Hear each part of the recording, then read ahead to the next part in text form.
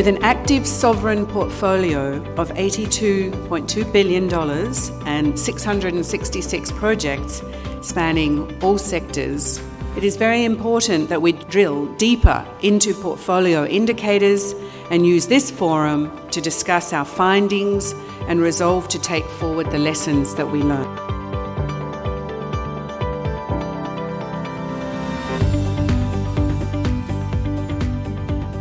In a couple of years, maybe a decade and a half, we'll all be living in urban centers. The way forward must be to plan new cities properly, make them smarter, greener, more resilient, but at the same time also allow for existing cities to be renewed.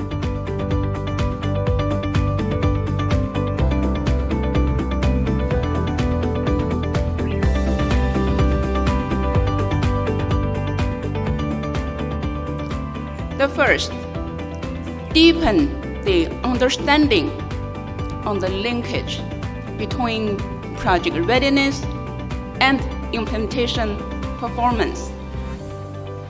Second, enhance the knowledge on sector-specific challenges and the application of the countermeasures during project design and implementation. And the third, emphasize the importance of robust developing member country policies. A solid project design where planning and design are reverse engineered, which means we start with how the project is expected to be managed, maintained, and sustained, the elements and then process that support the end goal are then integrated in the project design at the beginning. Policy dialogue with countries. In ADB jargon, we call them country programming mission.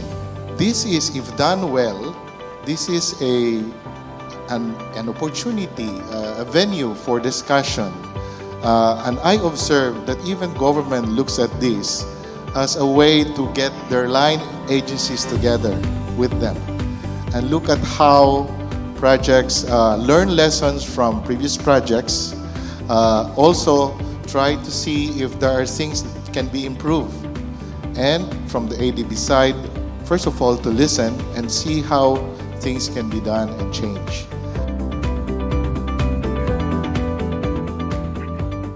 When it comes to project preparation, we've really learned the hard way that it's almost essential to complete detailed design before we go for financing approval.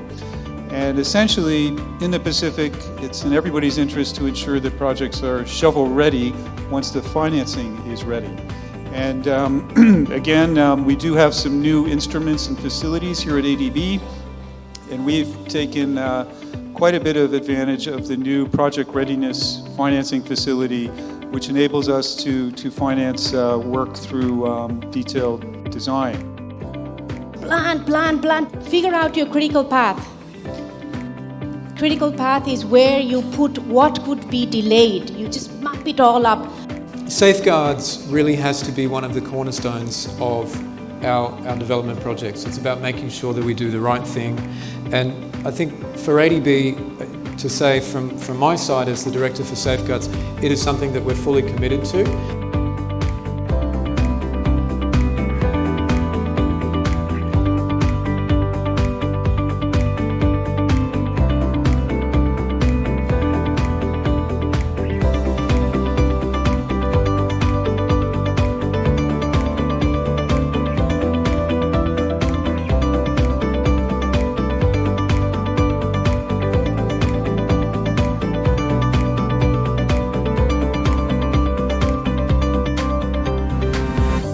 Why does ADB invest in gender equality? Because we're interested in development, as I just mentioned. We are interested in obviously having a talented human capital pool, and we're seeing that across our country, despite ADB's been here for over 50 years, we're still seeing a lot of gender gaps. Will our investment lock us in to future climate change issues? Projects in technology are different than infrastructure. If we design our projects appropriately with sustainability in mind, then we will not be a drain on public finances. So while we look at the oversight aspect, the money actually gets where it's going, the other aspect of what we look at and what is our fiduciary responsibility is to ensure that we don't in turn develop projects or make investments that end up, once we leave, that are burden on the country itself.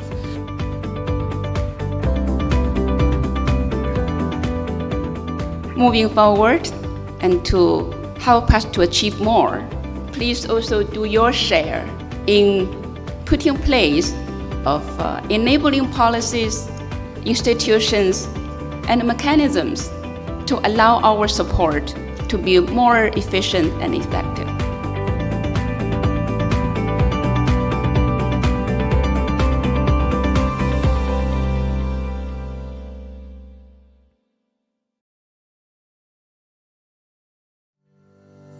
Now on its 6th year, the Forum on Successful Project Design and Implementation is happening fully virtual this year. Government representatives are connected online from various parts of Asia and the Pacific. ADB staff and participants from the development community are also online. Organized by ADB's Procurement, Portfolio, and Financial Management Department, the Forum seeks to enhance the institutional capacity of executing and implementing agencies in developing member countries. In this forum, we want to broaden our knowledge and improve our approaches in project design and implementation. We learn the guidelines for mitigating project risks during the COVID pandemic. And we also discuss approaches in rebuilding project momentum. The experience of frontliners and cases from the field broaden our options for operating under the new normal. Most important, we learn together and learn from each other in rising to the challenge of COVID-19 and beyond. Post your thoughts in social media. Use the hashtags #RiseBeyondCovid, ADBOps. Learn from experts and people in field. Ask questions, share views, and join the game. Finally, meet new friends and connect with counterparts in other countries. Stay safe and stay engaged at successfulprojects.adb.org.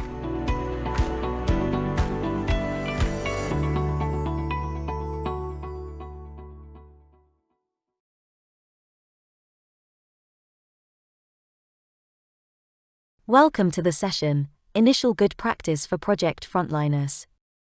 Once again, our facilitator for this discussion is Mr. Ashraf Mohammed, the Deputy Director General of ADB's Procurement, Portfolio and Financial Management Department. Mr. Mohammed, over to you. Hello everybody, this is Ashraf Mohammed, and I'd like to welcome you to the 6th and closing panel session for this Forum on Successful Project Design and Implementation. This session will be on initial good practice for project frontliners. And I want to apologize, first of all, that you can only see my picture and not myself, even though I'm wearing a very nice tie and shirt. And that's because, as some of you might be aware, Metro Manila suffered quite a serious typhoon in the last sort of 20 hours. Many parts of the city are basically without power, and internet connection is very weak. And so therefore, we are basically saving our internet connection by voice in spurs of both voice and camera. So please bear with us in relation to that. ADB headquarters is closed, so we're all working from home, and that's including the technical support team, who are doing an incredible job of making sure that notwithstanding the issues that we have here in Metro Manila today, the forum continues. And we're hoping for a very successful and lively session this afternoon, as in fact we had one this morning, as some of you will have seen and heard. So much so that one of the panelists, I understand, didn't have any power in his house and actually conducted his panel session in his car, charging up his phone via the car battery. So that's dedication for you, I think.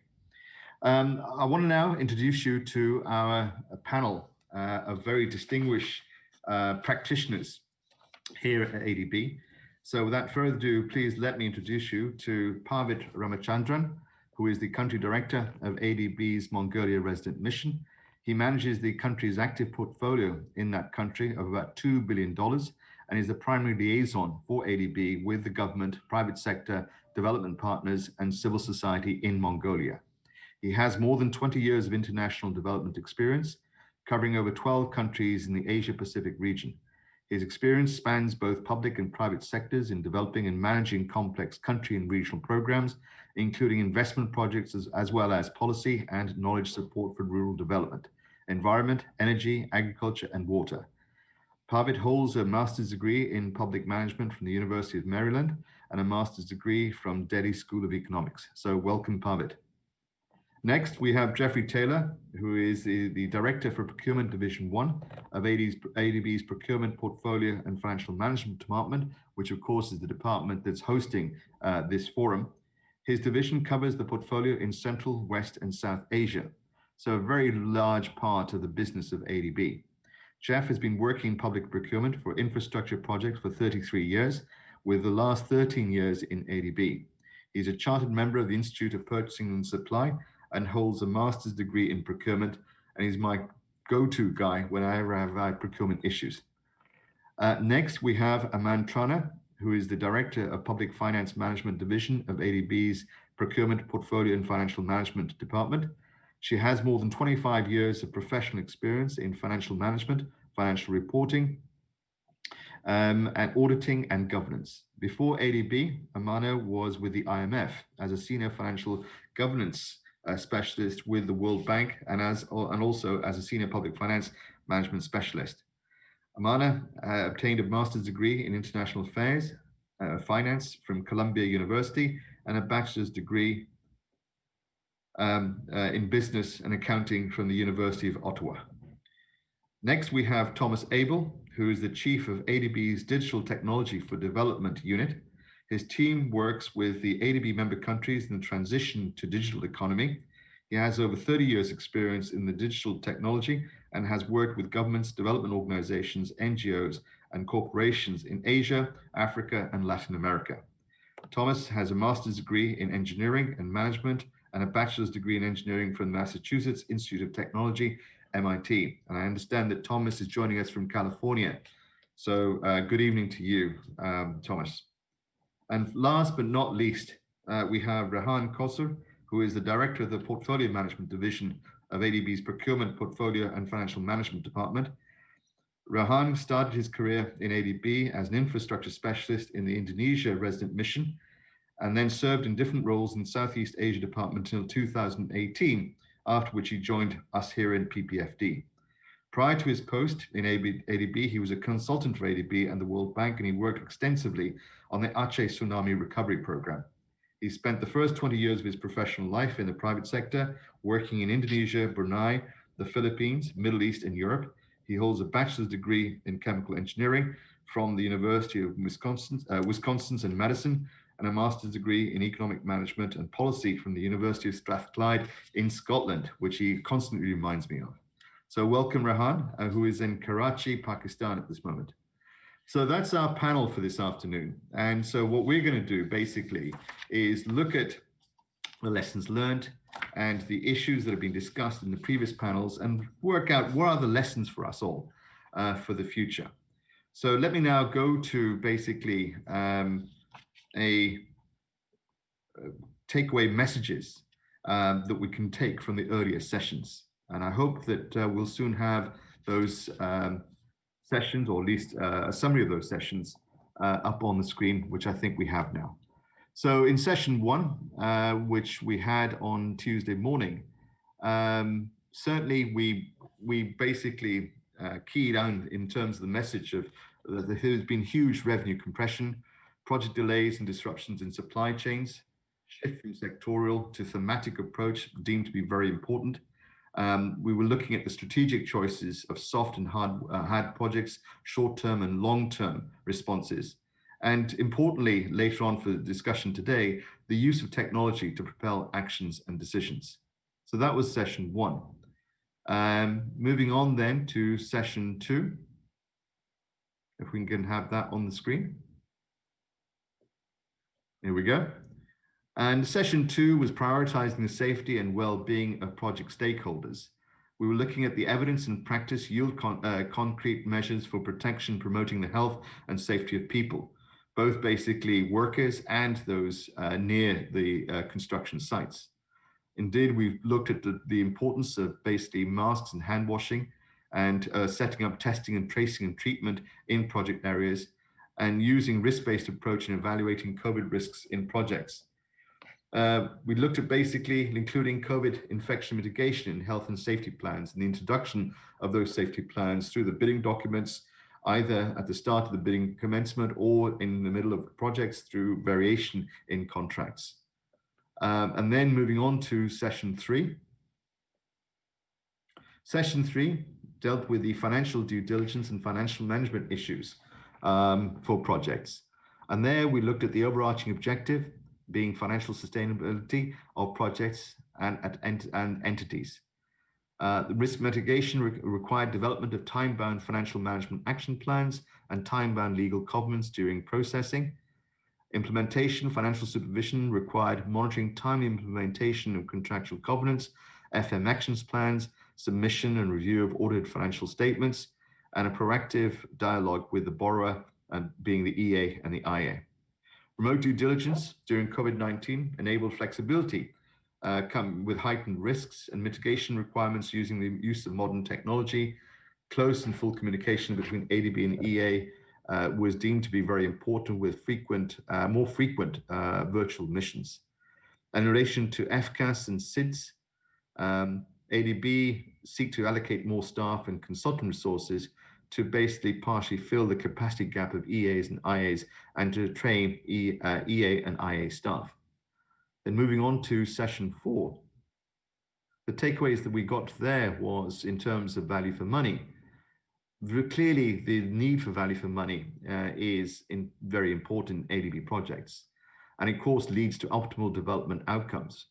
But there has to be a balance between quality, cost, and other requirements, safety, performance, and management capability. We looked at various VFM models, but the intent being the same: effective and efficient and economical use of resources.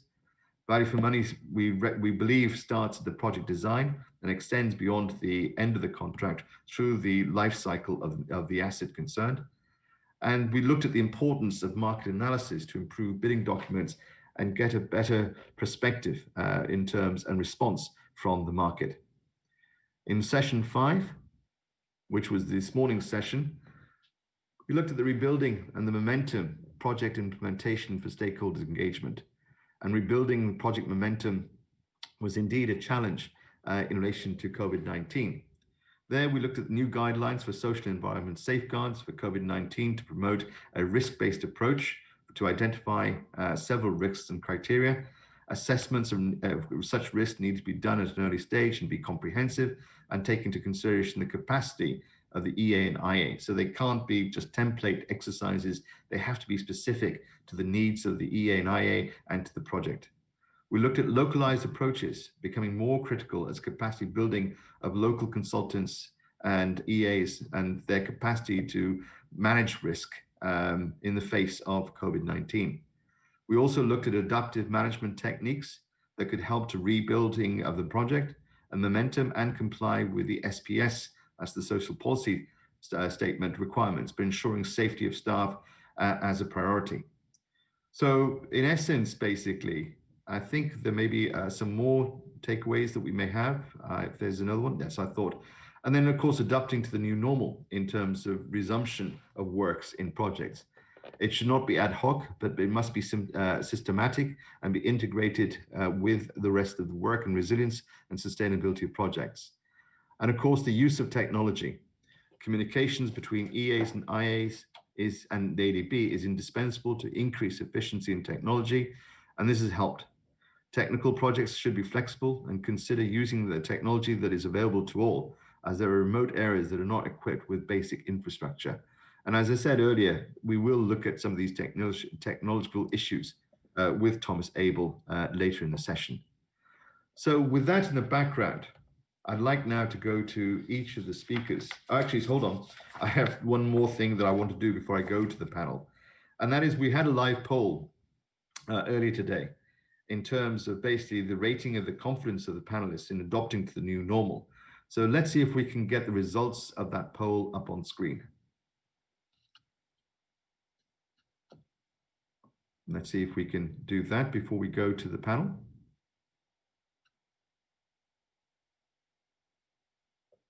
Yep, I'm having difficulty in seeing that.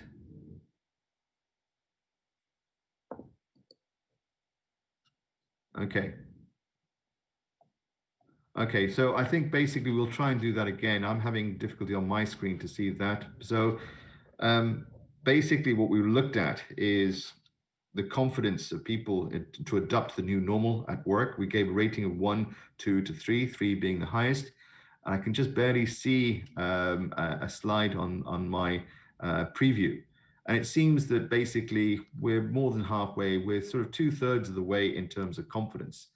So I think people are basically looking, have learned a lot of, sort of had taken a lot of experience, I think, in terms of what's happened during the COVID-19 months previously, and believe now that they have some experience to work from in terms of looking forward and in confidence in terms of getting projects done. Okay, well, let's move to the panel. And let me first ask Pavid, in terms of his experiences in Mongolia, as to what he sees his insights in terms of these takeaways and how he thinks that that's going to impact his work in Mongolia. Pavid? Thanks very much, Ashraf.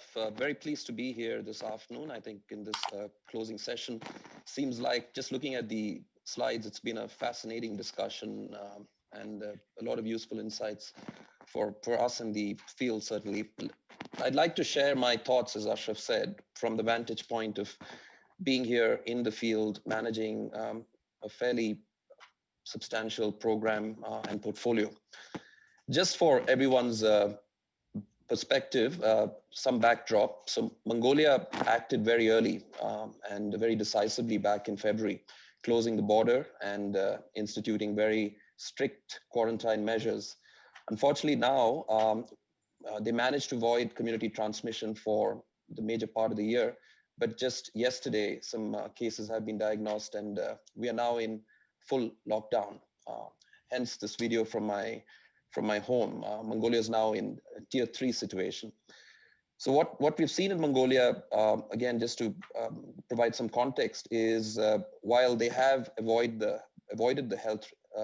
severe health impacts that some of the other countries have faced, the economy has been severely hit. There's been a 10% contraction in the first half of the year, and all productive sectors have essentially been had to face severe impacts. From my perspective and linked to the points that you've just shared, Ashraf, I'd like to share 5 sets of issues, or grouped in 5 buckets, if you like. I think the first point I'd like to make is the importance of dialogue and sustained engagement.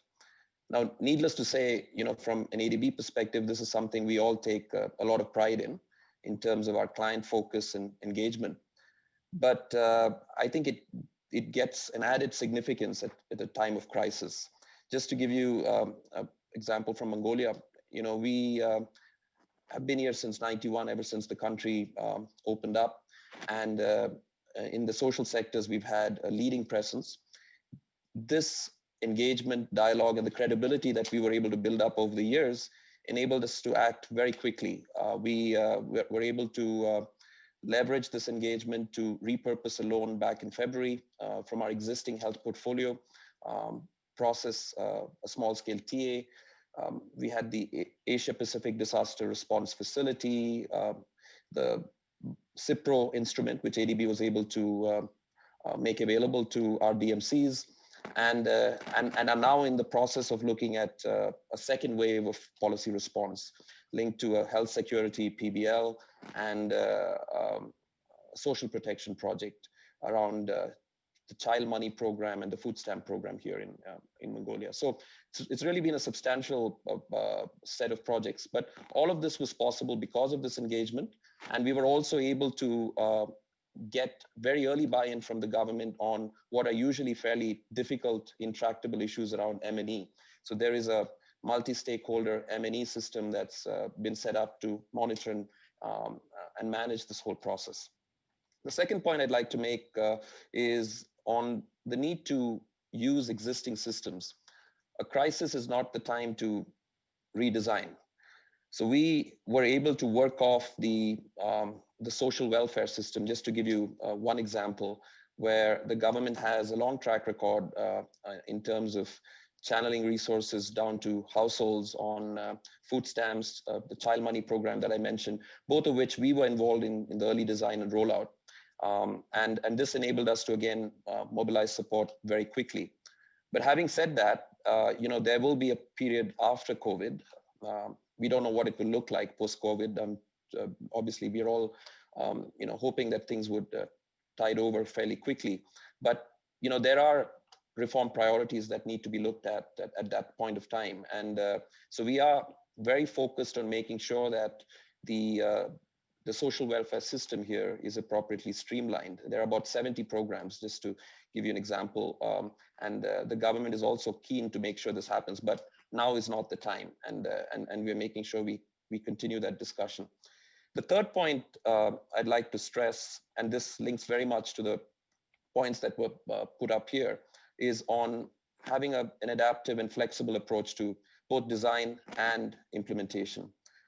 So we in Mongolia were able to use a 1ADB approach to process all of our emergency projects. We had an emergency health PBL, which was done in 2 months, which I think might qualify as some sort of a record.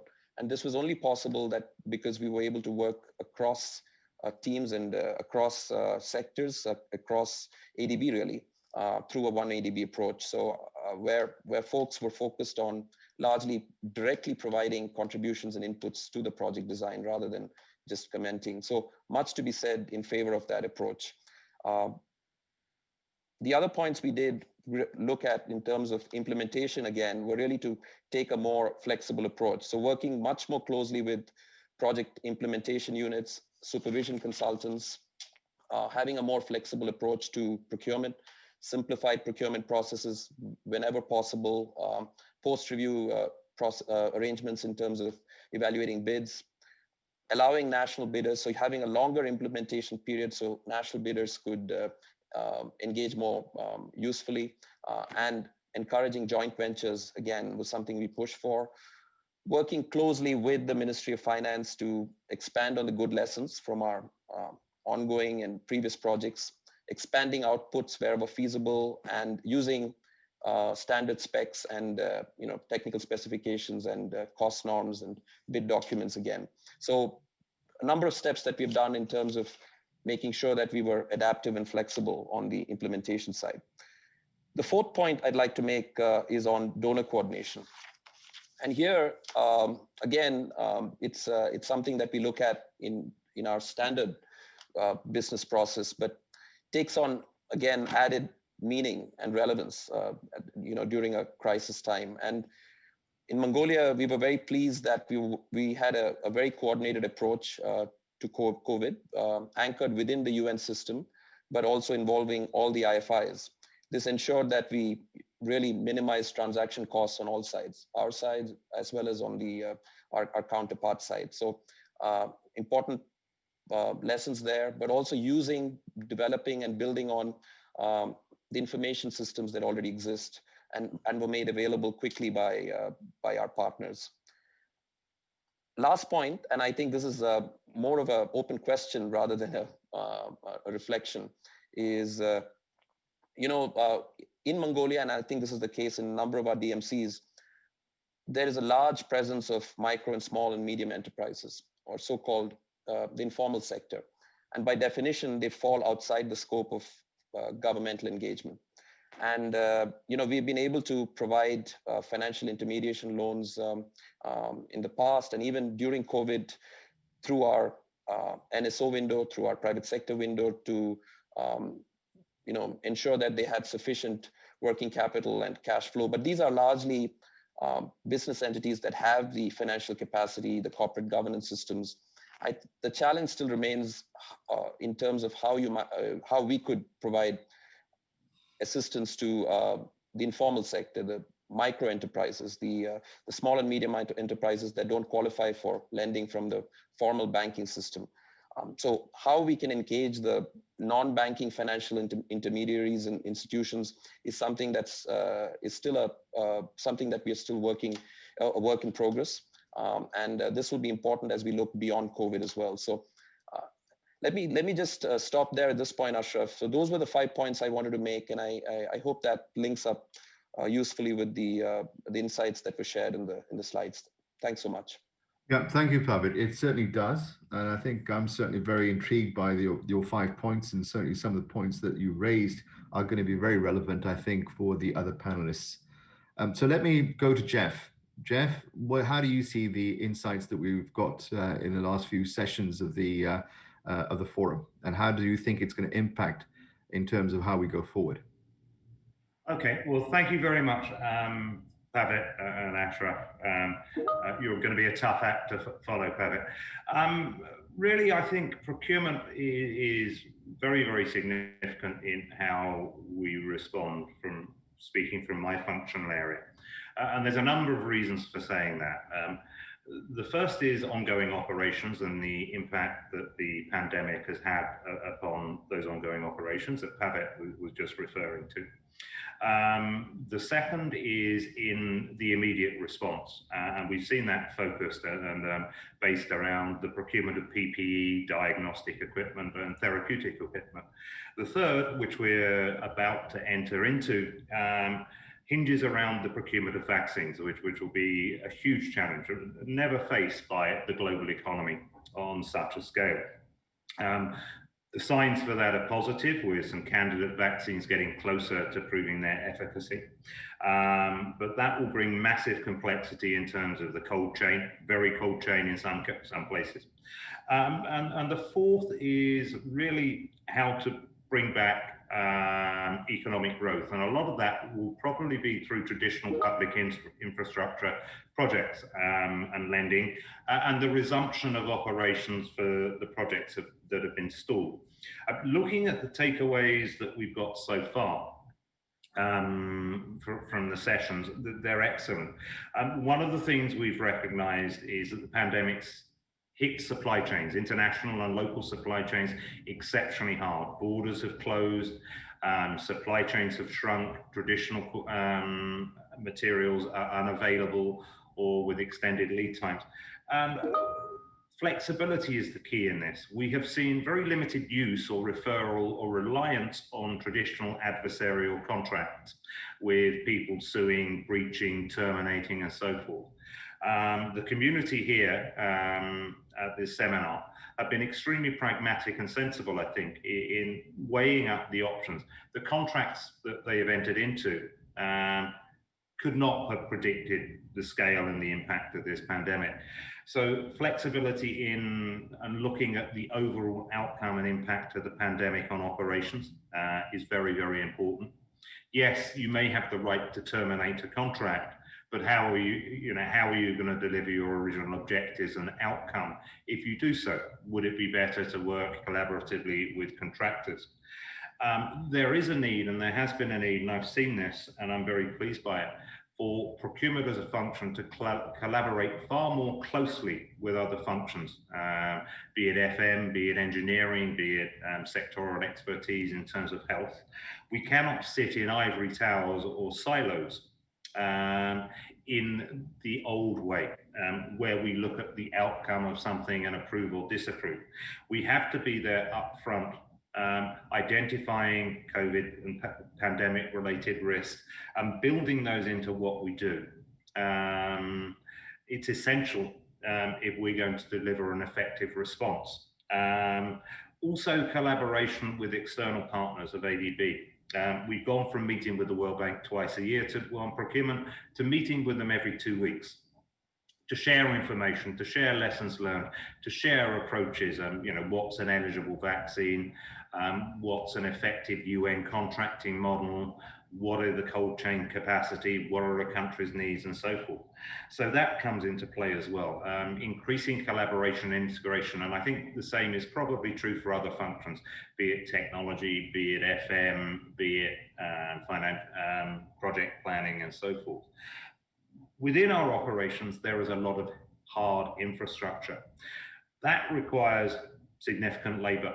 It's been essential that we have COVID-proofed or mitigated COVID-related health and safety risks within those operations. And we work very, very closely with our safeguards teams within ADB and the procurement function to build in contractual and procurement requirements to ensure that economic activity and physical activity could continue, not with zero risk, and that's not possible, but with reasonable mitigation measures on health and safety risk, both to the workforce and the affected communities. So that's been essentially important. Thomas, I'm sure will talk about the role of technology here.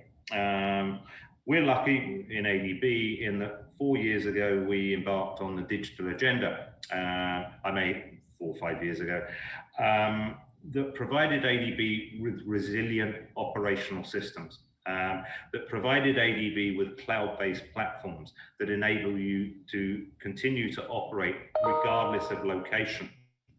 And Pavitt touched on this as well with the remoteness and the access to technology.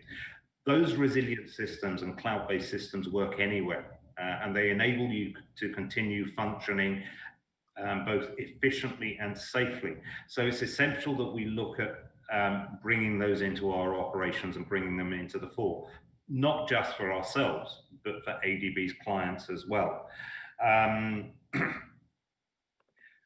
We have also had to be pragmatic and practical about the way that we apply procurement. It's not a one-size-fits-all. Again, as Pavitt has touched on, the local situation is going to vary from location to location. And it will vary over time as well, with lockdown, unlockdown, with various measures of quarantine. So it's essential that we as ADB and we as implementers as well, or implementation partners, are flexible in the way that we regard procurement. And we've got to be pragmatic. If there is an ongoing contract, for example, that we can buy into when there is decreased market competition, we should look at that. Whereas, in the old normal, as opposed to now, we would probably have said no fresh competition. But in a constrained supply chain with chilling effects from the pandemic on competition, we need to be flexible and pragmatic about the way we agree or what we agree to and its effect. That's it in a nutshell from me. There's far more I could talk about, but in the interest of letting other people do so, I'll hand back to you, Ashraf. All right, thank you, Jeff. Before I let you go, but there's 2 points I just want to raise with you, because I think many people will want to hear this from us. The first is that one of the sort of key points that arose in the sessions was really the need for us to take a more localized approach in terms of problem solving, in relation to project management and in terms of procurement. And it was noted, I think, in the earlier session this morning that basically projects being run out of our resident missions in country seem to be faring better in terms of implementation during COVID than basically projects being run from HQ. Now, what can we do to assist that process? And in particular, what is PPFD, Procurement, your division in Central and West, doing to assist that process? Very good points, both of them. One of the things this goes, I think, to my point about breaking down silos between functions as well. We're lucky within the procurement family that we have a decentralized working model. And many of my team are already allocated and physically in resident missions. And that local knowledge and knowledge of the local conditions and restrictions is essential in the effective design and implementation. There are 2 or 3 very good examples of where that's worked very, very well. One would be the hands-on assistance with the procurement of a testing laboratory. The day we approved it, the contract was actually, the kit was actually delivered and commissioned with 10 days later. Another, that was in the Philippines. Another would be the hands-on assistance we provided in the procurement of ventilators for Uzbekistan, that secured ventilators when none were available.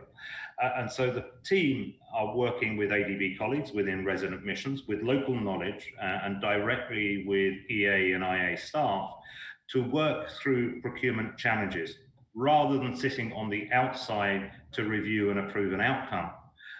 we're influencing the outcome in a positive way with hands-on assistance. And I think that's one of the lessons we have learned that we can take moving forward. When a client is faced with a challenge, we need to be proactive,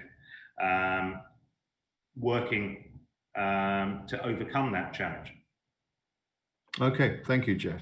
I may follow up with Pavit later on because he's got direct experience in having a procurement specialist working with him in Mongolia, but we'll come on to that later. Let me move over to Aman. And let's talk about financial management, Aman. In the last few years, you've been instrumental in ensuring that financial management becomes mainstream in ADB projects. You and your team have done an incredible job in terms of communication, both internally and externally. But what do you think have been the takeaways in terms of the COVID experience in relation to the way that financial management is perceived, not only within ADB, but with our EAs and IAs? Thank you, Ashraf. Good afternoon, everyone. Very nice to be here for this very interesting discussion. I think my key takeaway from this forum and this discussion really is that the work of financial management is harder than ever. First and foremost, there is this emphasis, of course, as Jeff mentioned and Pavit alluded to, of requiring flexibility and being pragmatic. Of course, those are very good things and it's always needed, particularly in a situation where there is a crisis. However, ADB does have a fiduciary responsibility and we do have to account for the money that we are spending to our stakeholders and to the broader development outcome. And of course, that is always challenging given the countries that we work in, but it is more so under these very challenging circumstances. So for us, really, the lessons being learned and the key takeaways is how do we balance being flexible, being pragmatic, but also meeting the requirements that we have to meet to ensure that the money is used appropriately. So for me, I think really we have to kind of hold the line in certain phases, in certain places, and then also be flexible, particularly from a country standpoint. So from the, using this crisis as an opportunity, of course, we're all leveraging technology to a far greater extent than we were even a few months ago, whether it's on Zoom or Teams or other platforms. There is an increased attention to developing artificial intelligence. Some of the other RMDB partners are looking to do that, whether it's through apps or to do conducting review missions. Having said that, we still have our requirements to meet, which is made very much more difficult to monitor. We have instituted some flexibility, but what I really worry about is that this flexibility essentially, in the name of flexibility going forward 1 or 2 years later, in the actual implementation, the actual outcomes will all be delayed, and we will not have a very good idea of the success of our projects and whether the financial management aspects were adhered to. So for example, we have provided increased or longer deadlines for review, for receipt of financial statements and monitoring information. But that should not be really taken as that you have that much time to work on it. You should still try to adhere to the original deadlines, because if we push out 6 months, then another 6 months, then another 6 months, it really backs us up considerably, both from a development perspective, but also a monitoring perspective. So I see that as really a challenge to kind of, how do we balance that with the reality on the ground? And I think this does go to increased use of technology, because regardless of the circumstance, we must maintain very close engagement with our clients. And I think that alludes to what Ashraf was saying, was that resident missions have a better success rate. Or do better because they're obviously closer to the client, they're closer to the ground. And I think increasingly we in HQ have to use our resident missions far more effectively to engage with the clients, to monitor, to listen to them, to develop business lines, etc. But I think we need to balance these needs out. And I think the other takeaway I have from this really is that a far more targeted approach is needed, a differentiated approach, if you will. I know that's a very common term now.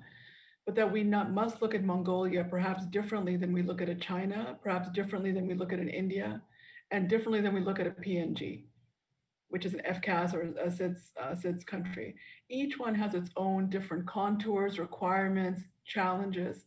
Not everyone has, by equal measure, been affected by the COVID crisis. As Pavan mentioned, only just recently has Mongolia borne some effects of this.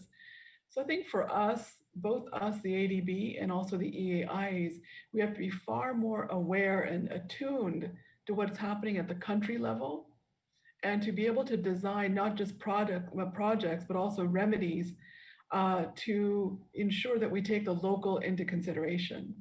Having said that, we cannot forget that we must maintain our at least minimum basic line of ensuring that there's fiduciary accountability for the money. So that's really the challenges that we face going forward. And as much as financial management has been strengthened, I think, in the last couple of years, many more challenges have come up with this recent crisis. We see, for example, that FM is one of the pillars of the project performance rating for monitoring ADB projects. We notice that these delays that we have allowed in receiving information may adversely affect project performance rating, not yet, but it may going forward, which then has knock-on effects on additional financing or additional projects. So we must look at this in totality while still maintaining the minimum line. So I think, again, the key takeaway here is that we cannot forget about, I think Pavan was his first point, was dialogue and sustained engagement. That is more important than ever at this point. We must understand what's happening on the ground.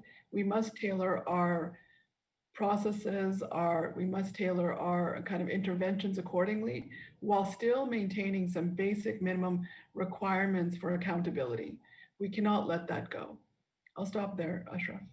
Okay, thank you, Aman. That's been very enlightening, actually. But of course, it brings up a dilemma that we often have to deal with, and that is basically how to balance fiduciary accountability on one side and financial capacity of our EAs and IAs on the other. And then that links in with basically taking into account, as you say, basically a differentiated approach as opposed to one size fits all. So how do we do that, though? Of course, sustained engagement with the client is actually key in terms of reaching that balance. But what do we say to an EAIA saying, well, yes, we want to basically comply with your financial covenants that you're asking for, but we know that we don't have the capacity to prepare financial audit accounts in 12 months or 6 months after the project end or at the end of each year? How do we deal with that? Well, I always go back that ADB is a development bank. We are there to develop. We're there to increase that. So I think whether through targeted technical assistance, whether through hand-holding specifically, or to really understand what's at the ground, I think it takes a multi-dimensional approach. So it's not just working with the EAIA, but it's also working with the broader accountability mechanisms within a country, within a DMC, whether it's the Auditor General to see what the issues are for them not to be able to complete an audit. What are the issues with the Comptroller, Ministry of Finance in terms of reviewing? Is there a public accounts committee? We have to look at the whole totality. Sometimes I do think we focus too much on the problems with an EAIA and put the burden too much on them, where in fact there are far broader issues at play that we have to take a look at. So to me, the way we look at this is, aside from more targeted technical assistance, is that even at the design of projects, particularly public sector projects in our PF divisions, we have to really focus on the totality of a DMC's PFM systems, which encompasses procurement, which encompasses audits, accounting, reporting, budgeting. And I think if we look at that in totality, we have a far better chance of moving that EAIA forward, not overnight, certainly not in a year, but over a 2 to 3 to 4 year time frame. I think that's really the key here, is that we cannot just try to do it project by project. We do have to look at institutional capacity. As I think some people might have mentioned the last 2 days, Operational Priority 6 of Strategy 2030 does speak specifically about strengthening institutional capacity. I think sometimes that is interpreted very much at an EAI level, but we must look broader at a country and strengthen the institutions that feed into EAs and IAs. And I think that is where we'll see results. And I think it's very important to remember that results cannot be seen in a week, in a year, perhaps. It does take sustained intervention, patience, and just, to stay the course over many, many years. For example, many of the issues EAIs face is a rotation of staff. This is very true in South Asia, in India, Nepal, Pakistan also for CWRD, where of the civil service, people are moved every 2-3 years, or perhaps even less. And any institutional knowledge that someone builds up is lost very quickly, and you start from the beginning. This was also true in our Pacific DMCs, where they have very small group of expertise that they can rely on. So I think as a development partner, we really have to focus on these things far more critically with sustained interventions and maintain some patience even on our end, that these issues are not resolved in the short term, but require far more strategic intervention. I hope I've answered your question, Ashraf. You very much have, Aman, and thank you very much for such a comprehensive answer. Before I go on to the other panelists, I'd like to go back to Pavid. Pavid, you've heard from our procurement director, you've heard from our financial management director in terms of what needs to be done on the ground. What would you say to them in terms of your own experiences and, of course, being the country director in Mongolia? Well, I mean, I was quite fascinated by what Jeff and Aman was saying. I mean, a lot of it is actually music to my ears because it's essentially what we've been focused on. In Mongolia, while I did say that we need to be adaptive and flexible, we haven't lost sight of some of the systemic challenges. So, there have been startup delays, for example, which have bogged projects down, perhaps not as bad as some of our other DMCs, but still, ends up having significant development impacts. We've had challenges in, we talk about advanced contracting, but it's been a challenge to get that going. A lot of that has been legal impediments. For the first time now, through our emergency loan, we managed to get retroactive financing, agreed with the government, which I think is a big first for us. We've also now, in our upcoming forward program, got agreement around using the small expenditure financing facility. So, we hopefully can circumvent and get around some of these startup delays. So it is very much about striking this balance, not losing sight of discussing some of these bigger issues. You asked earlier, Ashraf, about the decentralized PPFD setup, and that's certainly been very valuable to us.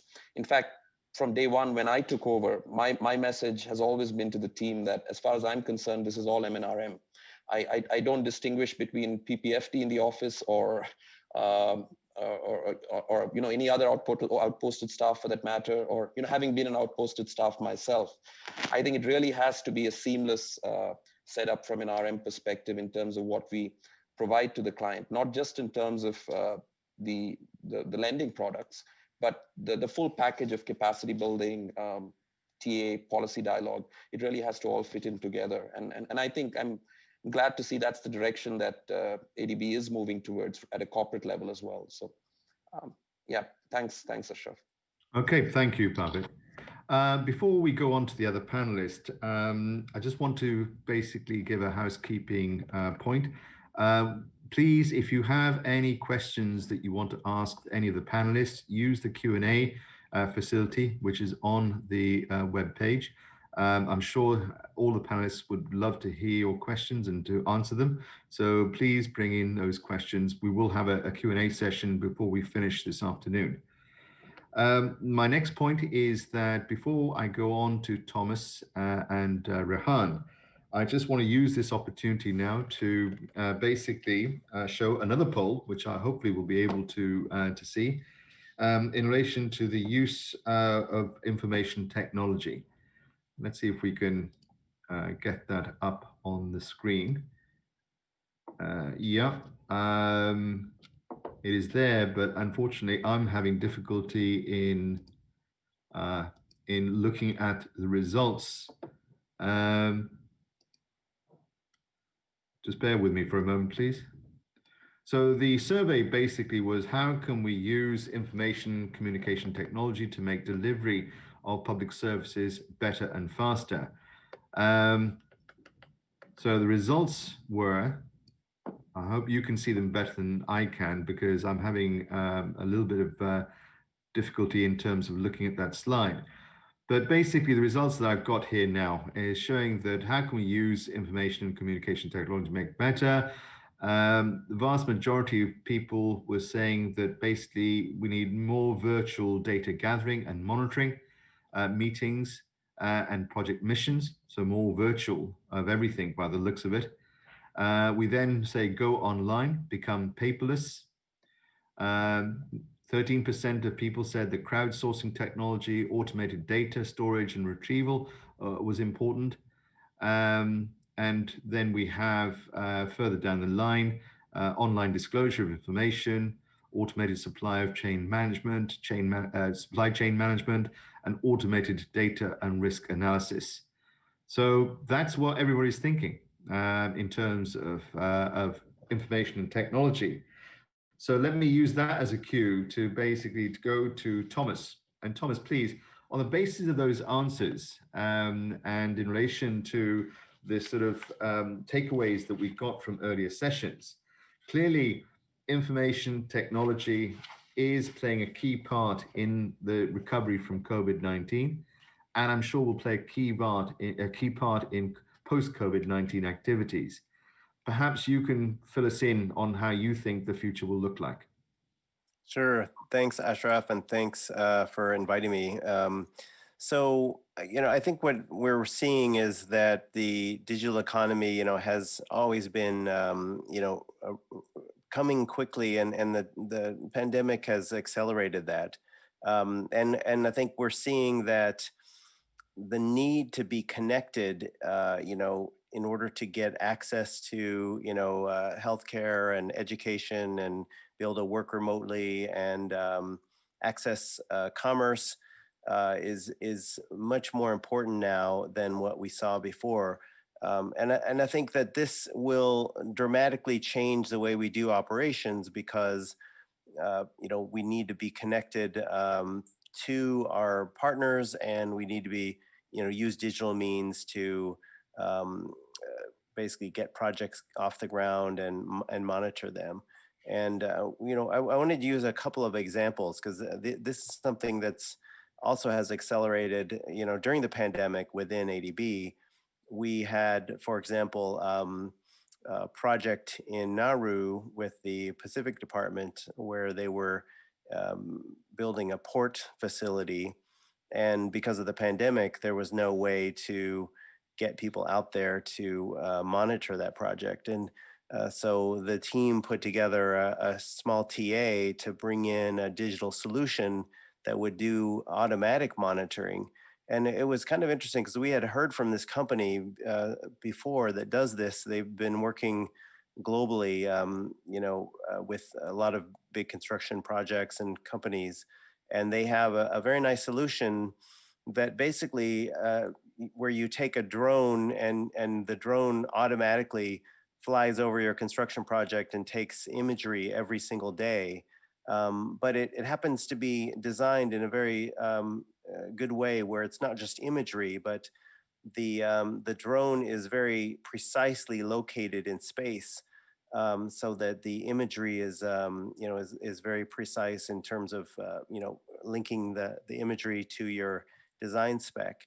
Plus the technology, because the imagery is so good, you can actually use AI to create a 3D model of the image that you're looking at, and you can compare the 3D model to your design and do that every single day. So you can really see if things are actually happening, if things are aligned, are materials being delivered on time, are things being put in the right place. This is the kind of thing that's kind of been available, but it's sort of cutting edge. And I think this pandemic pushed us to do this because there's no other way to do the inspection. And this sort of thing can be used in almost any infrastructure project, and it's also not very expensive. The other thing is we have partnerships with space agencies, especially the Japanese and European space agencies, and they do a lot of work, gathering imagery with Earth observation satellites. And those technologies are also evolving very rapidly, and a lot of that is available now to use, daily or very, very frequent imagery, so that you can track projects or plan projects more effectively using satellite imagery instead of having to go out and do surveys, or maybe complementing surveys. We have in our economic research team, Elaine Tan is a new director who's come in to focus on digital technology, and she's doing some work on poverty mapping. So, instead of where you can't do surveys, for example, to understand poverty, you could use satellite imagery with AI to estimate, where the poverty areas are, and where investments are needed or interventions are needed, and then even using the same thing to track the outcomes of investments, and in order to do that more automatically without having to put so many people on the ground. So I think these things are just two examples, but the pandemic is, I think, pushing us to do more in this area.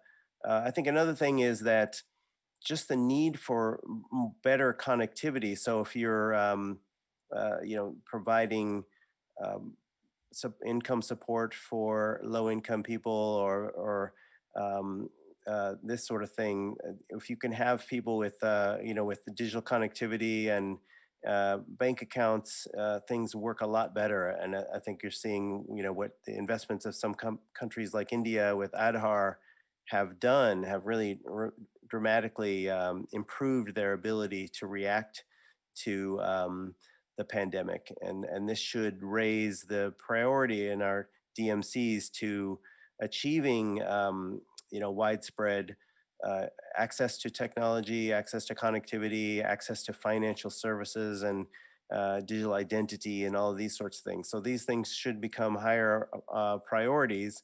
And I think we're also seeing rapidly advancing technologies that are going to help speed that up. And there's some examples. We're doing some work with the ITU to better understand what these new technologies for connectivity will bring, and how we can help our DMCs invest in those and roll out technology and bridge the digital divide more quickly. And we're seeing, for example, the Starlink low Earth satellite fleet that's really rolling out very quickly. This is going to be a global service, and it's already being rolled out in a few countries and even in our region. So there are many things we can look at, and I think the pandemic is forcing us to do some things that we were probably going to do anyway, but it's probably happening 2 or 3 or 4 or 5 years sooner than it otherwise would have. So back to you, Ashraf. Thanks. Thank you, Thomas. That was very interesting in terms of an oversight in relation to the IT issues that we have. You mentioned, of course, the need for better connectivity. And of course, often from some of our more pertinent DMCs, we often get the criticism that ADB is perhaps promoting the use of technology where connectivity is a big issue in itself. So, what is the point of saying that we will have virtual meetings if there's no Wi-Fi or internet in the region in which we're working on? But of course, that means that we need to be more focused, perhaps, in terms of project design and looking at the sort of broader issues of IT for our DMCs. What are we doing in terms of that? In terms of communication generally, we've focused perhaps very much in the past in terms of hard infrastructure like roads and railways. Are we doing more now in the field of information technology and connectivity? Yeah, I think we are doing more, although we have, we have a long history of doing investing in submarine cables in the Pacific, which has been a tremendous advance. PSOD invested last year in a very innovative project for a geosynchronous satellite called Pacific, and that actually came on board. That was launched in December. And it came on board in time to actually provide assistance during the pandemic and during some of the weather disasters that we've had in the region. So, and then we've done some very interesting work. PSOD invested in telcos in Myanmar when Myanmar opened up, and I think that's been a big success story of getting to closing the digital divide fairly rapidly. There are other projects like that in the pipeline. And I think that there are opportunities for ADB to do even more on the policy side, getting governments to open up regulatory frameworks and infrastructure sharing to create more competition and increase the service levels, as well as maybe investing in new operators to increase competition, and looking at new technologies like these, like I said, the low Earth satellites. I think there will be a lot of innovation, and I think we are well positioned to support our DMCs in this area now that the pandemic has made it a much higher priority. Great, thank you, Thomas. Now let me move on to Rahan Kosser. Rahan, of course, you're PPFD's Director for Portfolio Management, but also you're a key person in terms of the digital agenda, and also your division looks after capacity development. And of course, you're the promoter, if you like, of this forum. So what have been the key takeaways for you over the last 2 days? Okay, thank you, Chair, and a good warm welcome to all the participants. Thank you. Yes, as co-host, as host of this thing, we're very pleased that this event has actually virtually been able to attract over 1,000 participants, and I really hope you will take these key takeaways and actually use them and share them with your peers and supervisors after this forum is over. Let me just go back and the first question you asked is, well, as you know, we have this broader and in ADB, our role in Procurement Portfolio Financial Management Department. I must try to minimize the use of acronyms for the benefit of the audience. But just speaking to all our guests out there, especially those from the executing and implementing agencies, governance and institutional capacity is, of course, a very key pillar of our strategy 2030. And it will, of course, these efforts hopefully should be able to create an enabling environment for sustainable growth, help you build more resilience, and of course respond to economic shocks or even natural disaster shocks, and strengthen service delivery. I think we all must, as collectively, the EAs, the IAs, ourselves, the project contractors, the consultants, the private sector partners, etc. We really must focus on building a more resilient recovery, and our response must be really to work together on not only on the pace of improving the pace of implementation, but also the quality of implementation to be better prepared for future crises. Let's hope that there's not going to be that many crises going forward, because this pandemic has really been a wake-up call. And really, I think this pandemic is now, after 8 months into the pandemic, or maybe 9, it's really underscoring the importance of investing in resilient projects, and more importantly, investing in better project preparedness. So let us not spare any, effort as development partners to support projects, which I hopefully will, of course, foster, domestic production, create jobs, and of course, foster some of this innovation that Thomas, my colleague, just really just touched upon. Let me just, I think it's very important to stress, let me just touch on a few issues that the President actually highlighted in his keynote address, which I think are very, very important. First of all, I think one of the key takeaways, and what I really urge project teams, is to really identify problematic projects which have been deeply affected by the pandemic, and where maybe achieving the intended outcome may be somewhat challenging, or maybe somewhat compromised, if I may use that word, and to really consider some mid-course restructuring, changes of scope, etc. Also, if you find, again, this is not just related to COVID-19, but this is a point that we have stressed again and again. We also put it in our annual portfolio performance report, and to the audience, we publish an annual portfolio performance report, which is available online. It usually comes out in April or May. You'll find a wealth of project-related information. In light of some of these projects where you have potential loan savings, they may be due to, projects coming in below cost estimates in an increasingly competitive world of procurement. Bids are coming in lower. We urge you really to look at some of these funds, either reuse them for the, for adding outputs to the project. Otherwise, do cancel them, because if you cancel them early, it'll minimize the debt burden on your governments, on your respective governments. Because for each undisbursed amount, we will levy these commitment charges. And I think there's been, the president also stressed on virtual team meetings and project, review missions, but Thomas and other colleagues have already touched on that. But of course, so whilst we, we should be capitalizing on technology in strengthening project implementation capacity, we must always keep focusing on the quality of project design and project readiness. That's really is the starting gun for our intended 4, 5, 6 year project cycle. Okay, so and it'll be very much critical in reducing project delays.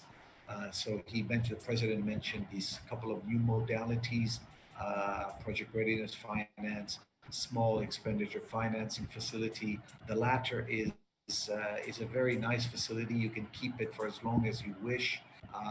It's at attractive lending rates, and it's essentially like, if I may use sort of make a blunt comparison, it's just basically like a credit card, where you basically use it to hire consultants, use it to monitor and evaluate projects, and you can keep it throughout the life of the project and even thereafter. Then, of course, our Director General very much stressed the fact, again, she underscored the point that planning for implementation is at project preparation and not after it has been approved. So we must stress that, and we stress that year on year, because we're still seeing that there's challenges in getting better project preparedness, with a notable exception in some of our DMCs. While we're also witnessing this crisis in the public health sector because of COVID-19, of course, this is also impacting the, the delivery of services in our public sector as well. So, so let's say that, again, do continue this portfolio, spring cleaning,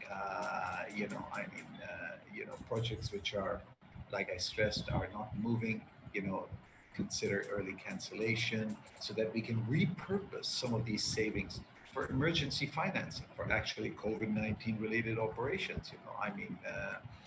Maybe you need to buy some lab testing equipment to conduct COVID-19 related tests or something. I leave it to our counterparts to decide, but some of these funds can be better repurposed in light of this pandemic. Second thing is,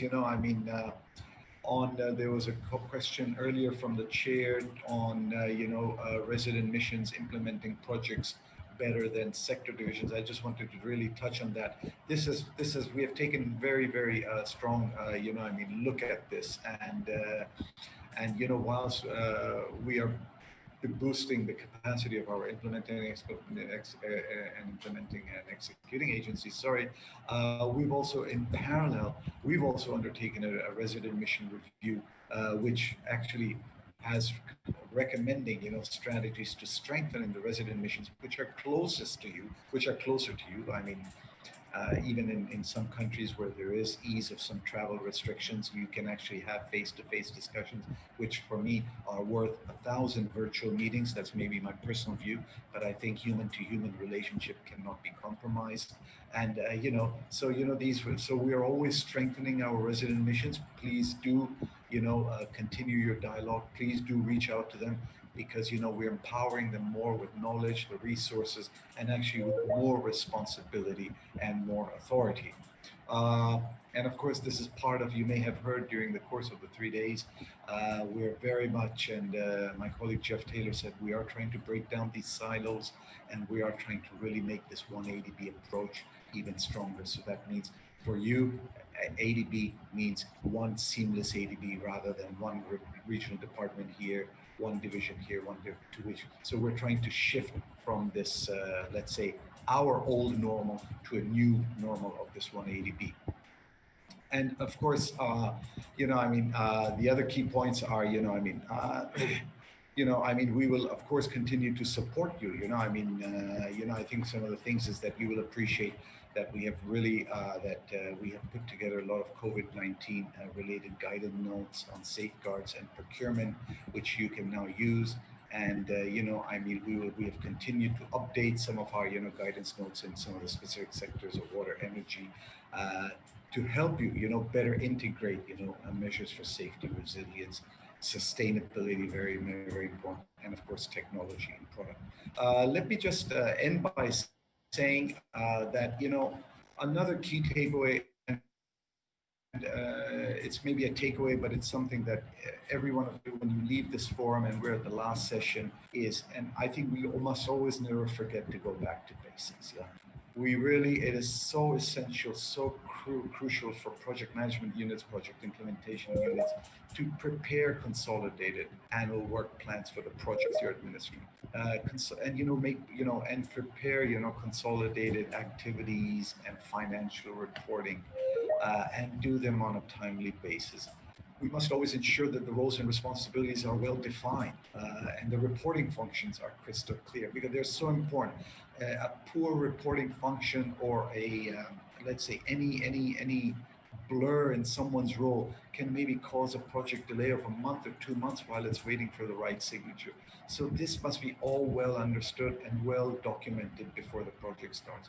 And of course, we will continue to work with you on the sustainability of these projects, because I don't think the responsibility of the project for us should be the day we close the loan, but we will continue to depend on your capacity, as EAs and IAs, and to make sure that we continue to, with our training and these such forums, etc., to further enhance the sustainability of these projects. And of course, part of the basics is, let's continue to have these portfolio review meetings quarterly, and if there's development partners, we should actually do them jointly as well each year. Have clear action plans, have people held accountable, really look at the problematic projects, take a deep dive, and this is so fundamental and so detrimental to maintaining this thing. To improving the pace of project implementation. And last but not least, I'm looking at each of you right now, looking at us. Please capture the knowledge and the lessons learned throughout the project cycle. They are so important for us to better direct our efforts for future projects. That is really, really important. Sometimes we call this tacit knowledge. It gets overlooked, it gets missed, and it'll be so useful for us. It is so useful for the project teams, and for the project times, for the project units to actually incorporate in future projects.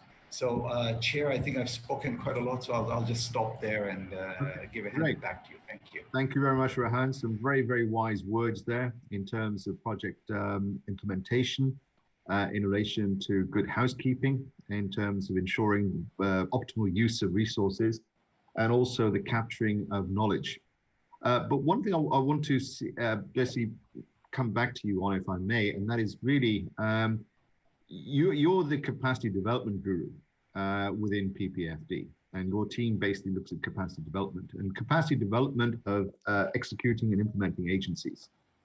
We've been using TAs traditionally to do that. And what has been the lessons, you think, in terms of COVID-19, in terms of how well or how badly, basically, EAs and IAs have done in terms of coping? I'm thinking here really in terms of the ability to carry on business in some form or another. We've had issues, I think, in some projects where EAI staff have not been able to come in. That's of course health issues, but staff weren't aware of processes and procedures. I think it was Aman who mentioned basically that one of our biggest issues is that EAIA staff basically rotate every 3 to 4 years. So as a capacity person, how do we get around these problems? These are not new problems. We've been dealing with these for a long time. ADB's been in business for over 50 years. So what can we do? What have we learned in terms of how to deal with these problems going forward?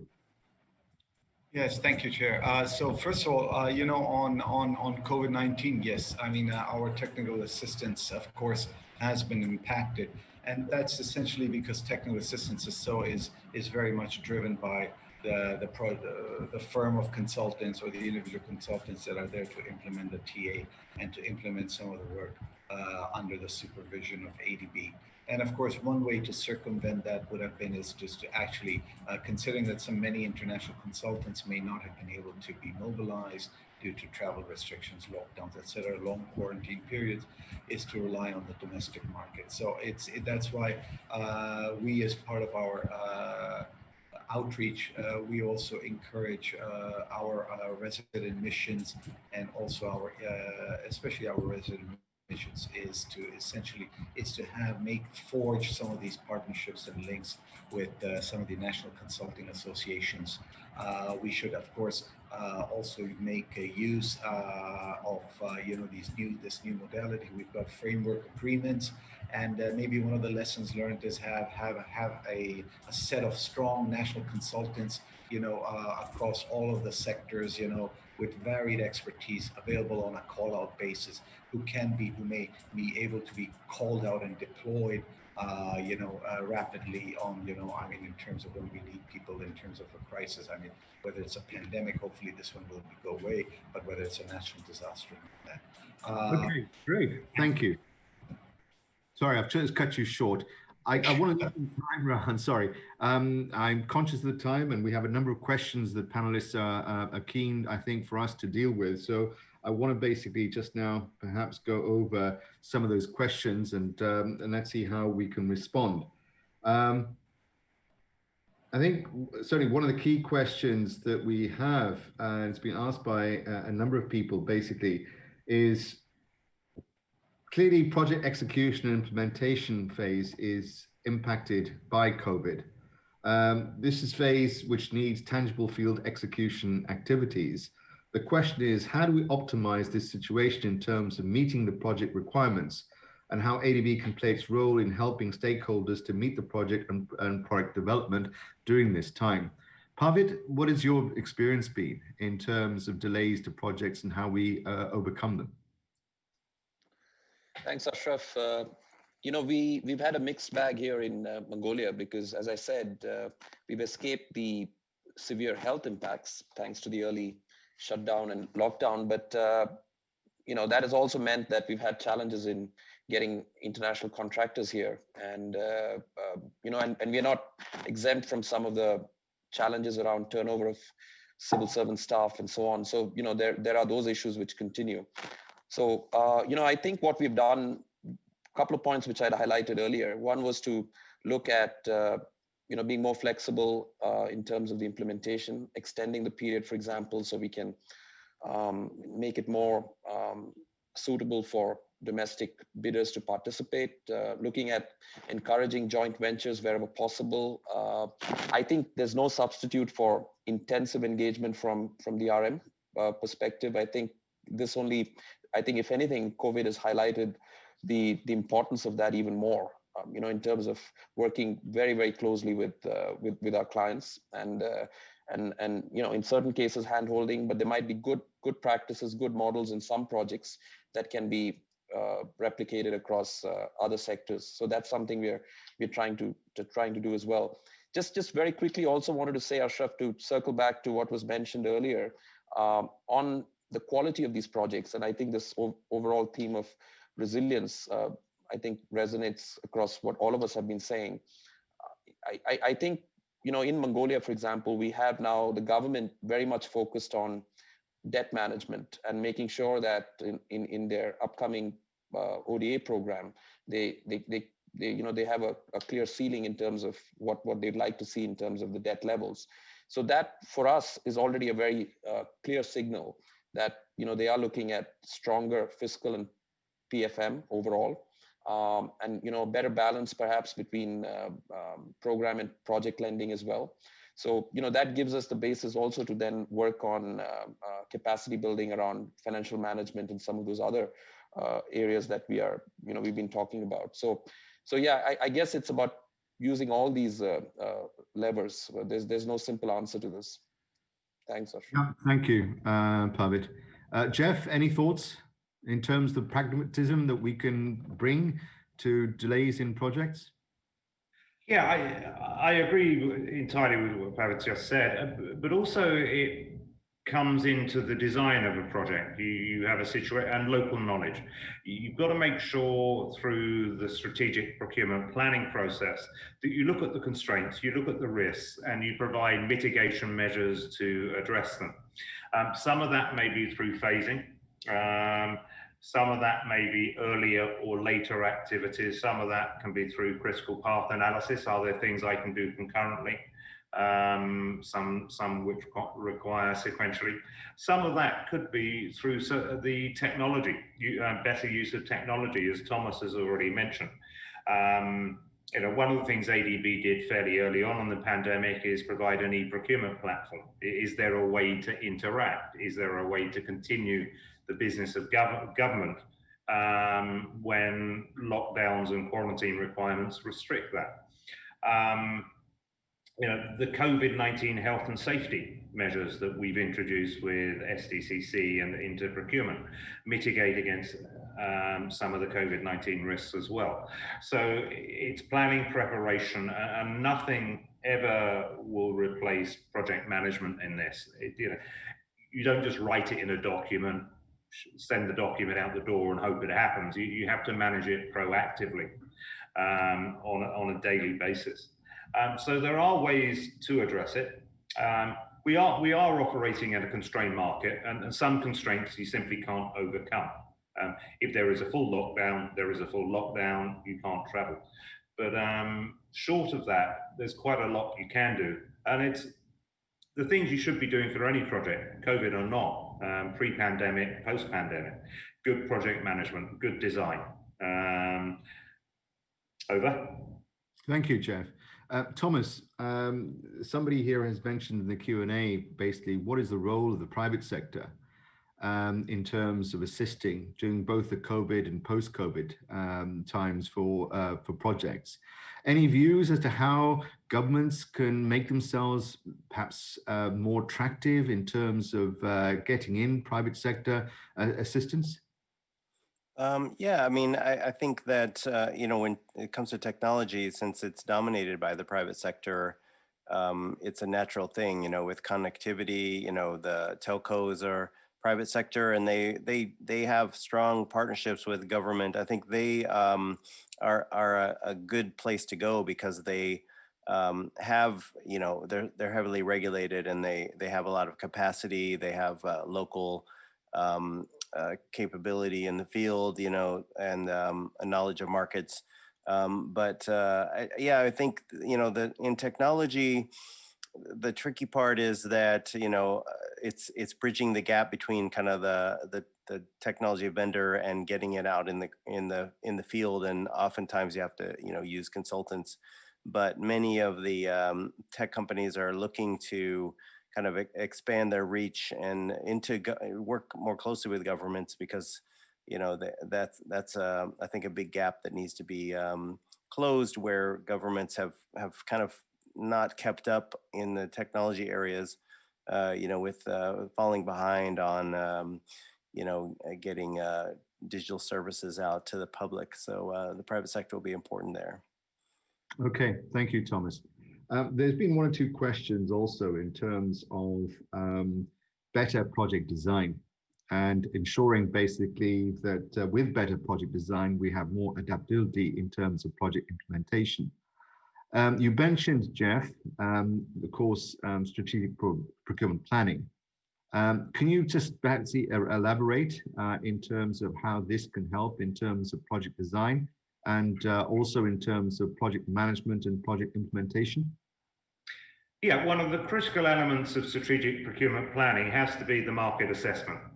And you do need to research and investigate what is out there. You do need to reach out to potential suppliers.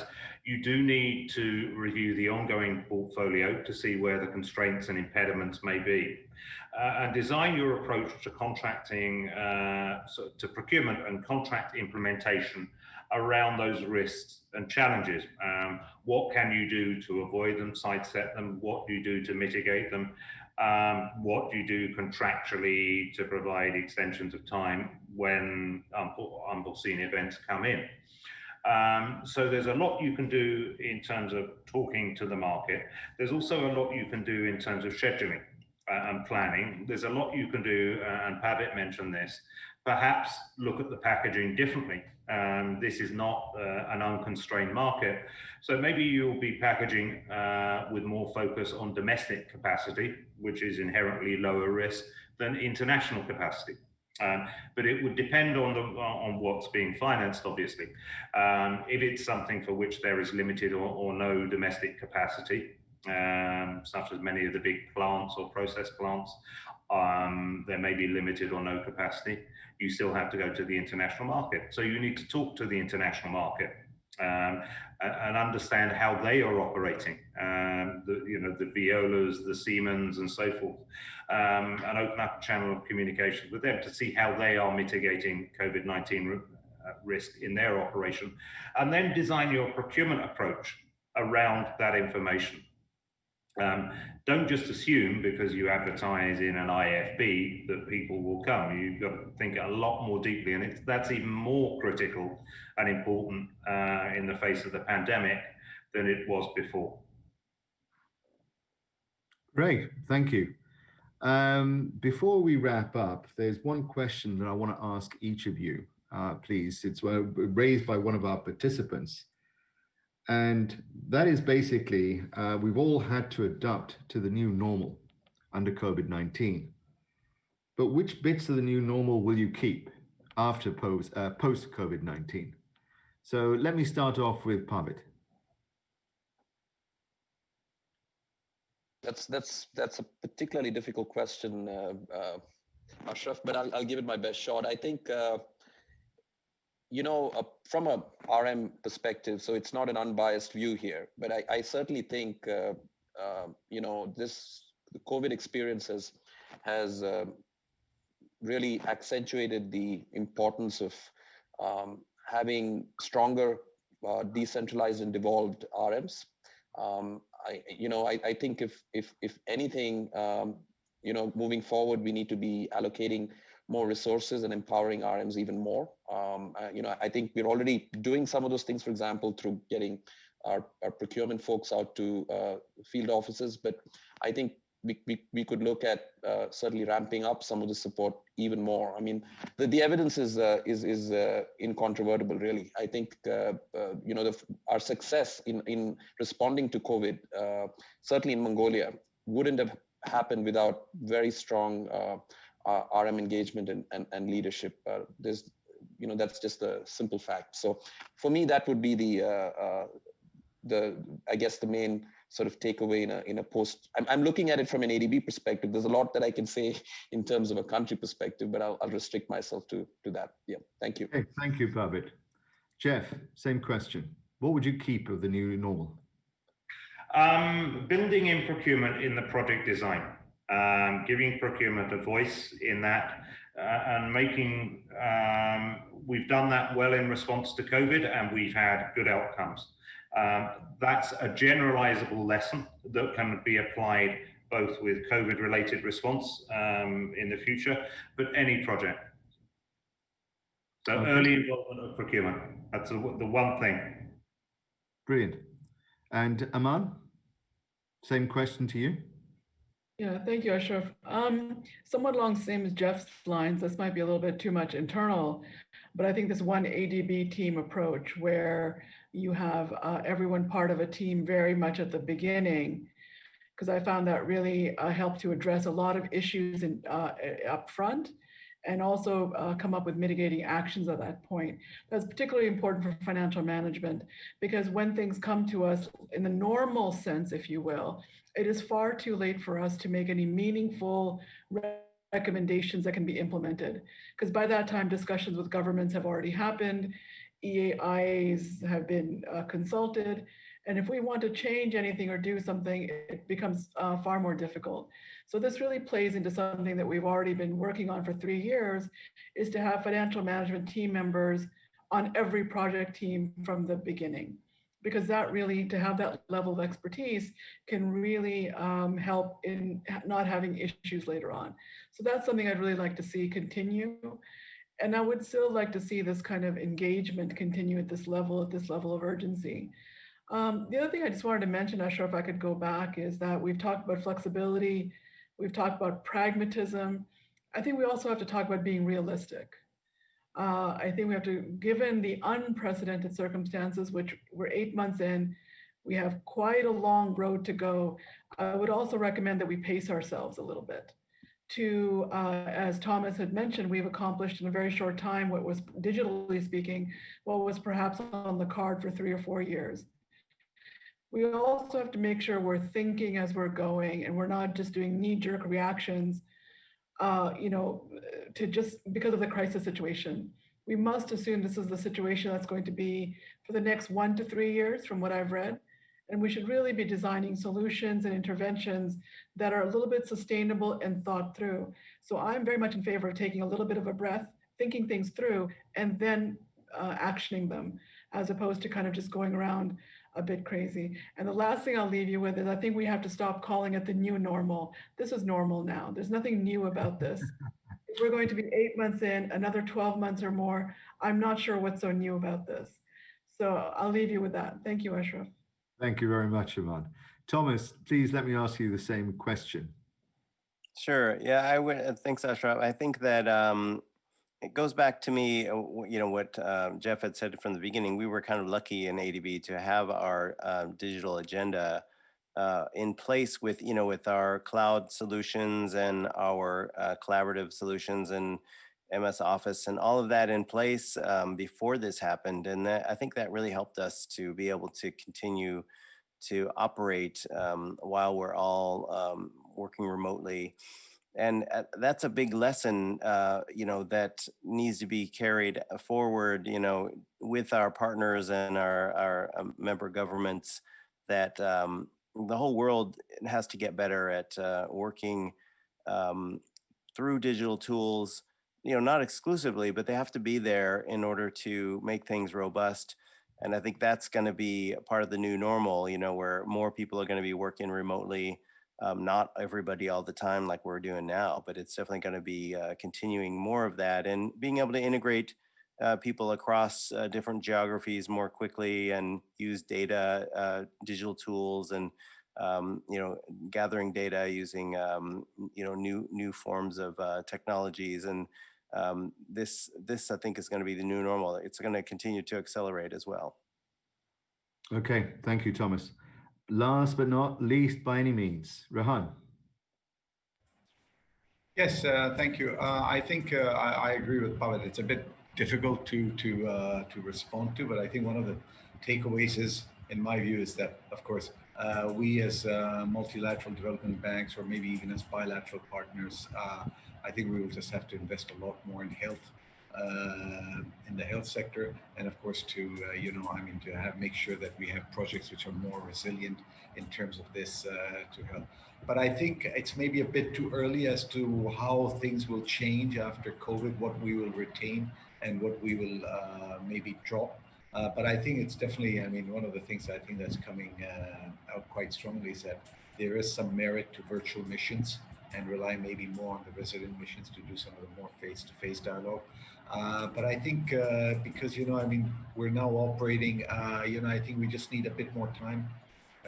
By the time we exit this pandemic, hopefully we'll have some good lessons learned, and then we can understand maybe this is the opportunity to see what we can further streamline in terms of our project cycles, in terms of. But I think considering this uncertainty that we have, and for the foreseeable future. I think in about a few more months, etc., maybe about another 6 months, we will probably see some new types of drivers and factors which will influence. Project implementation, project supervision overall. So let's see where that's taking us. So that's my view right now. Thank you. All right. Well, thank you very much, Rahan, and thank you very much to all of the panelists for their insights and well-informed knowledge that they've passed to us. That's the end of the Q&A session. I think I've answered most of the questions that were asked, not necessarily on an individual basis, but on a group basis. There was one question that I haven't put to the panel, and that was in relation to vaccine finance and what the ADB's policy is in relation to vaccine finance.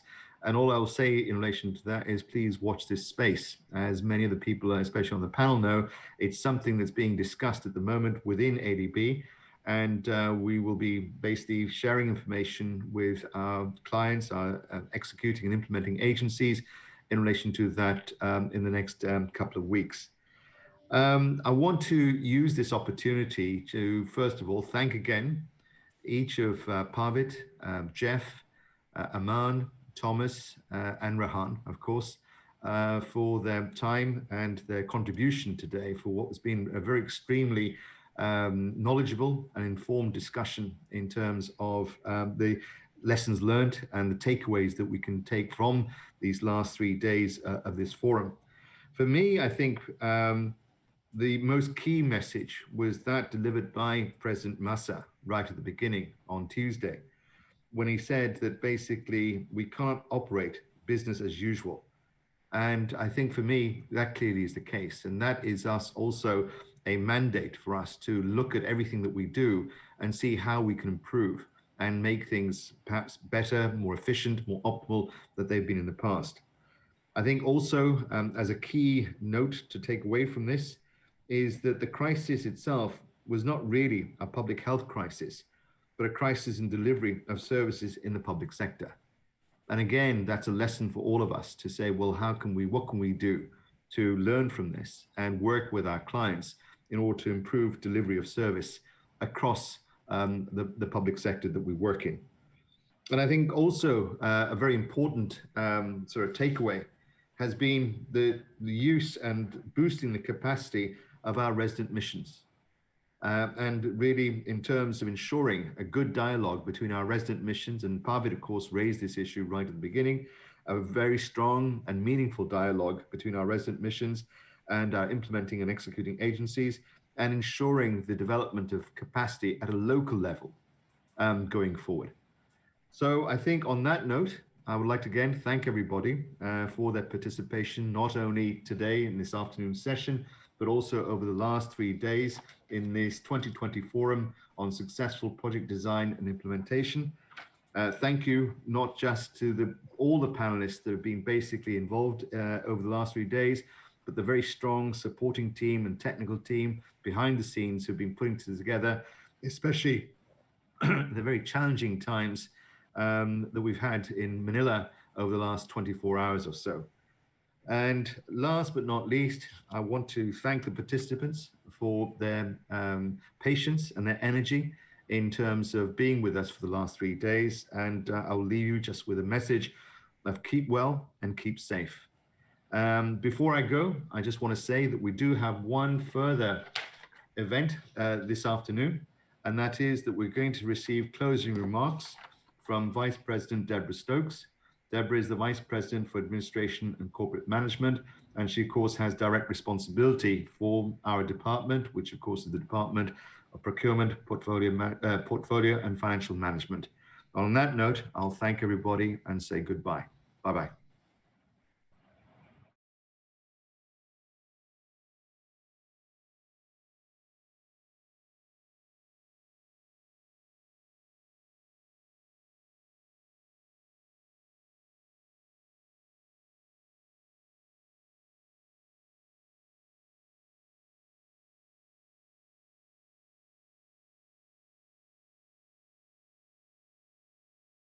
Good afternoon, everyone.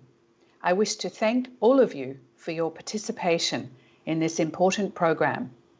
We appreciate that in this extraordinary year, our partners have faced huge challenges in delivering development programs on the ground. And we appreciate, in this context, the extraordinary efforts you have been making. We also understand the pressures on your time and commend you for making time available this week for learning and sharing as valued members of the ADB community.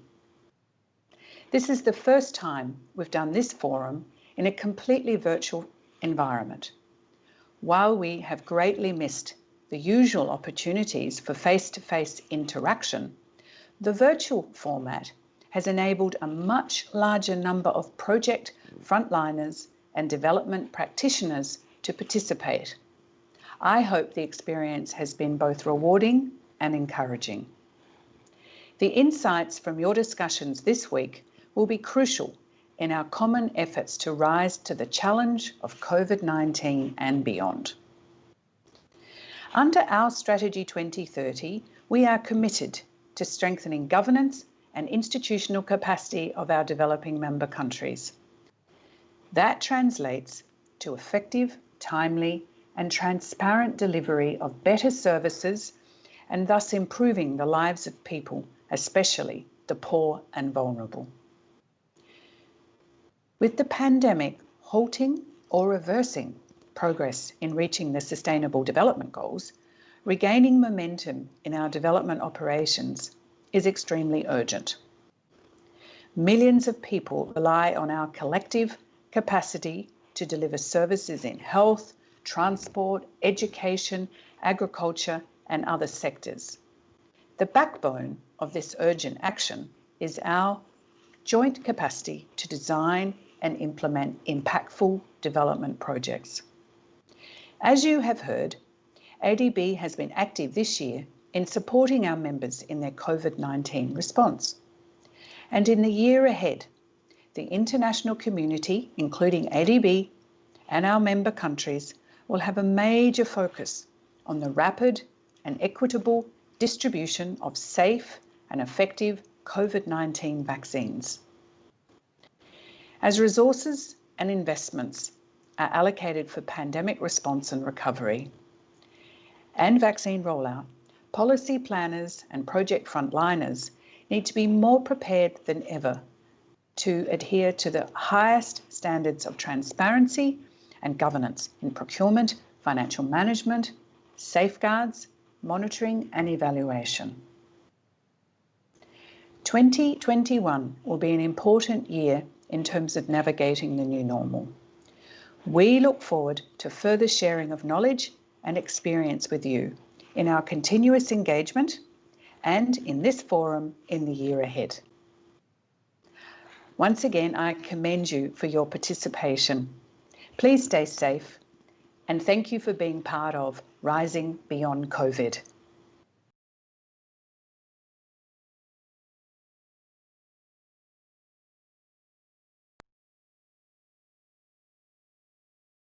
Thank you for participating in the Forum on Successful Project Design and Implementation. Check out the forum materials and other information in successfulprojects.adb.org. Stay safe, and let's rise beyond COVID.